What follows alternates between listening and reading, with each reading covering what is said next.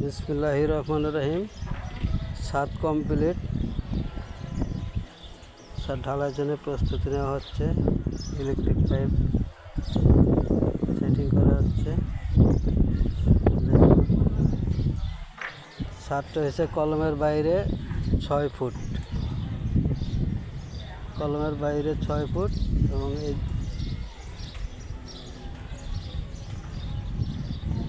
Conceal ছাদ। Main rod 12 মিলি rod 10 ইঞ্চি পর পর, টপ রড 12 মিলি 10 ইঞ্চি ডবল দেওয়া হয়েছে। কনসেল বিমে 6টা করে রড দেওয়া আছে 16 মিলি 6 ইঞ্চি পর পর রিং দেওয়া। কাজটা সঠিক আছে কিনা দেখুন। যেভাবে ডবল টপ এবং পুরা ছাদটাই ডবল টপ দেওয়া আছে।